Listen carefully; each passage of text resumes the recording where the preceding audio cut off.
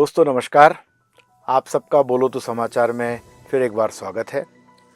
मित्रों, नव वर्ष में ये हमारा पहला समाचार विश्लेषण है। मैं आप सबको नव वर्ष की बहुत बहुत शुभकामनाएं देता हूं और उम्मीद करता हूं कि आने वाला नव वर्ष आप सभी के जीवन में सुख, समृद्धि, शांति और सफलता लेकर आएगा। मित्रों, हर बीता वर्ष अपने साथ कुछ अच्छे और बुरे अनुभव देकर जाता है। इसी से संबंधित एक खबर मैंने एक बड़े ही प्रमुख अंग्रेजी अखबार के पेज नंबर 7 पर नव वर्ष की पूर्व संध्या पर पढ़ी।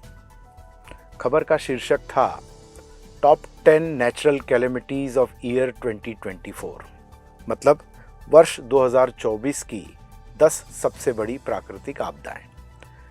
खबर का शीर्षक बड़ा आकर्षक था।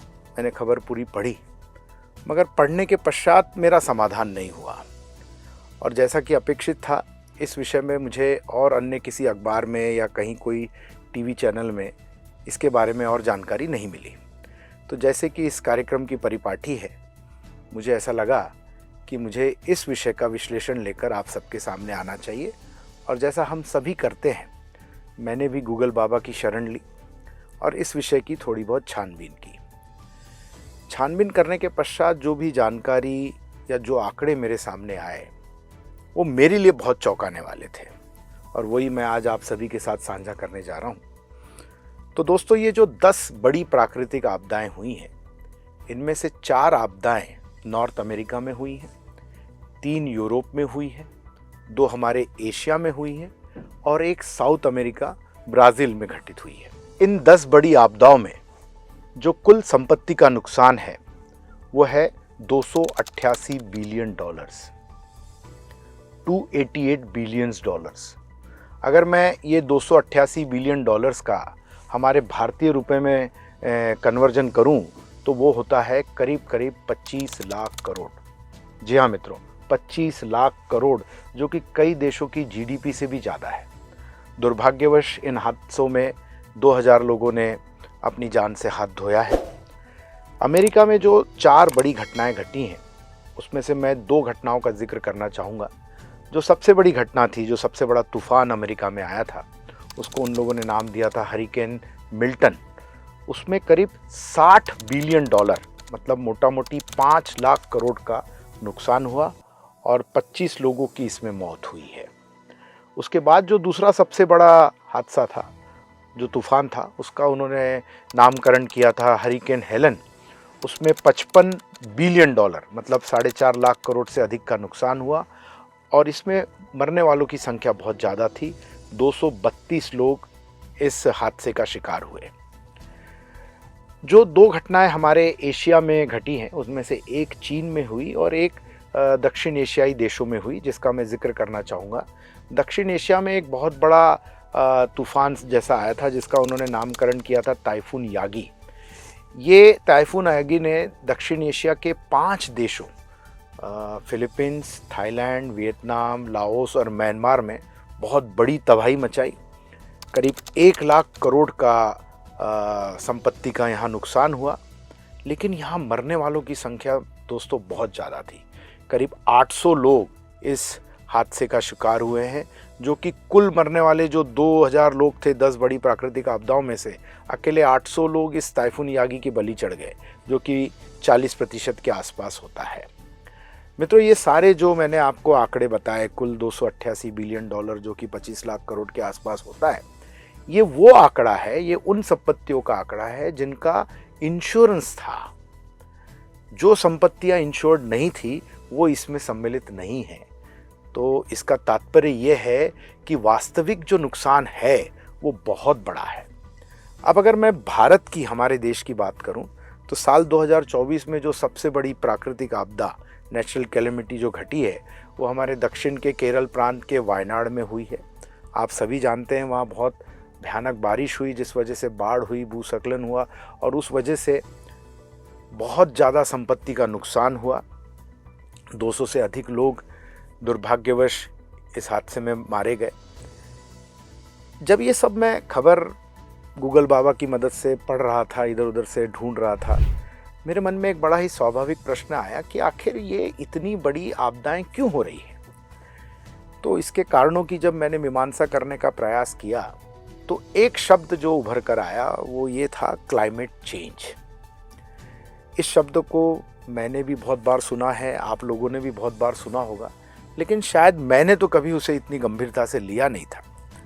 मेरे मन में आखिर सवाल उठा कि आखिर इतना बड़ा ये क्लाइमेट चेंज या मौसम में होने वाला बदलाव ऐसा क्यों इतना हो रहा है कि इतनी बड़ी बड़ी आपदाएं हमारे धरती पर घट रही है। तो जब उन कारणों को ढूंढने का प्रयास किया तो बहुत सारे कारण सामने आए, लेकिन एक कारण जो बहुत महत्वपूर्ण है क्लाइमेट चेंज के लिए वो है कार्बन एमिशन, कार्बन का उत्सर्जन। और यकीन मानिए सारी दुनिया के सरकारें, जहाँ अलग अलग देशों की सरकारें, वहाँ की यंत्रणा ये कार्बन एमिशन को कम करने का भरपूर प्रयास कर रही हैं।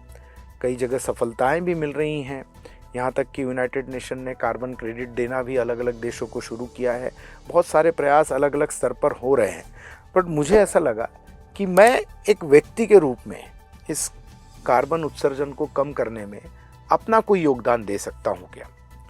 तो आप सबको बताते हुए मुझे बड़ी खुशी हो रही है कि कुछ कुछ बातें मेरे सामने आई जो बहुत ही सरल हैं, जो मैं, आप, हम सभी मिलकर अगर प्रयास करें तो इस कार्बन के उत्सर्जन को हम कम कर सकते हैं। जैसे उदाहरण के रूप में आप, हम सभी वाहनों का इस्तेमाल करते हैं, 2 व्हीलर 4 व्हीलर। अगर हम इन वाहनों का इस्तेमाल सिर्फ उतना करें जितनी ज़रूरत है, हम मास ट्रांसपोर्ट के जो माध्यम हैं जैसे मेट्रोज़ हैं, बसेस हैं, इनका इस्तेमाल करें, तब भी हम कार्बन उत्सर्जन को कम करने में अपना योगदान दे सकते हैं। हमारा ये योगदान गिलहरी की जैसा छोटा होगा, लेकिन सबका अगर मिल जाएगा तो ये योगदान बहुत बड़ा हो सकता है। इसी तरह से हमारे घरों में आजकल बड़ी फैंसी लाइट्स होती हैं, बड़े गैजेट्स होते हैं। अगर हम बिजली का भी इस्तेमाल जितनी ज़रूरत है उतना ही करें, तब भी हम कार्बन एमिशन में को कम करने में अपना योगदान दे सकते हैं। यहाँ तक कि जो हम मोबाइल का इस्तेमाल करते हैं उससे भी कार्बन का उत्सर्जन होता है। अगर हम उसे भी थोड़ा सीमित या कम करें, तब भी हम कार्बन उत्सर्जन या कार्बन एमिशन को कम करने में अपना सहयोग दे सकते हैं। और इसी तरह से अगर हम पेपर का इस्तेमाल कम कर दें, तब भी एक बहुत बड़ा कार्य होगा, क्योंकि आप सभी जानते हैं कि 1 क्विंटल पेपर का निर्माण करने में हमें 20 बड़े झाड़ों की आहुति देनी पड़ती है। तो मित्रों, ये तो छोटे छोटे उपाय थे जो कार्बन एमिशन को कम कर सकते हैं, और आज के हमारे इस समाचार विश्लेषण का उद्देश्य भी यही था कि मैं ये सारे उपाय आप लोगों के सामने रख सकूं। एक और विनती मैं आप सबसे करना चाहता हूं। हम सभी चाहते हैं कि हम हमारे बच्चों के लिए एक अच्छी धरोहर छोड़ के जाएं। मेरी आप सबसे विनती है कि हमारी आने वाली पीढ़ी को 2 शब्दों के बारे में बहुत सेंसिटिव या संवेदनशील बनाएं। वो 2 शब्द है क्लाइमेट चेंज और दूसरा कार्बन एमिशन। मित्रों, इस बार इस नए साल के विश्लेषण की शुरुआत हमने एक नेगेटिव खबर से की है, और उसका उद्देश्य लेकिन पॉजिटिव है। मैं चाहता हूं कि हमारे आने वाला कल अच्छा हो। इसी उद्देश्य से आज का ये विश्लेषण था, और मुझे उम्मीद है आपको ये पसंद आया होगा।